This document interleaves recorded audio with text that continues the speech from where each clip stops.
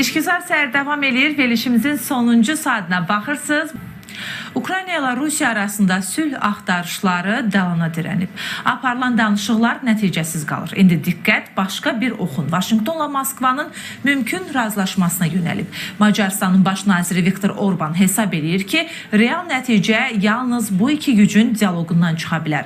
Moskvanın sərt şərtləri, Kiyevin isə bu şərtlərlə razılaşmaması prosesi daha da mürəkkəbləşdirir. Bəs bu gərgin vəziyyətdə Birləşmiş Ştatlar hansı mövqeyini tutur? Bu barədə sujetimiz var. Sujetdən sonra müzakirəyə başlayacağıq.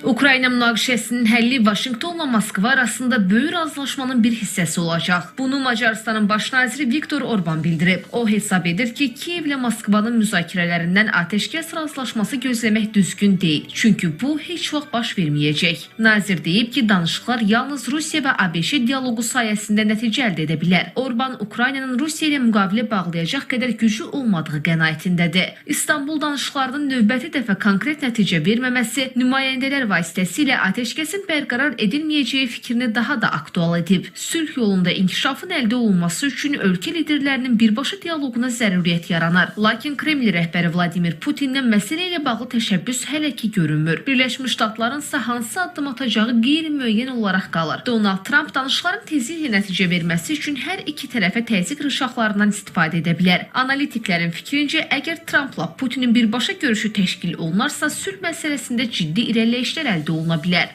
Rusiya Ukrayna hökumətini tərəf kimi qəbul etmir. İstanbul görüşündə Rusiyanın aşağı ranglı nümayəndələri İstanbula göndərməsi bunu deməyə əsas verir. Təbii ki, Orban da məhz bunları nəzərdə tuta bilər və ona görə də hesab edirəm ki, Amerika və Rusiya liderləri arasında görüşün baş tutması Rusiya Ukrayna savaşında atəşkəsin əldə olunması ilə bağlı böyük önəm daşıyır və bu görüş baş tutarsa, o zaman atəşkəslə bağlı zəmin yarana bilər.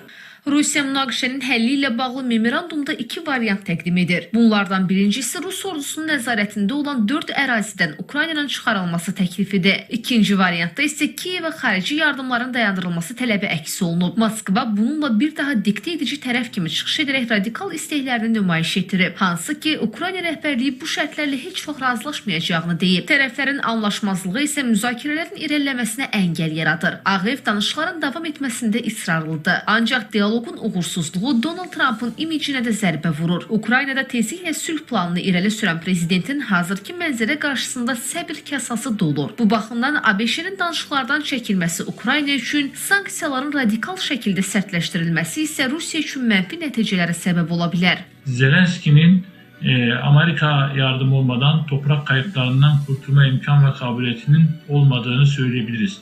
Burada üçüncü olarak Türkiye devreye girebilir. Fakat Türkiye'de Ukrayna'nın toprak kayıpları olmadan bu barışı sağlamak için imkan ve kabiliyetleri de kısıtlı olacaktır.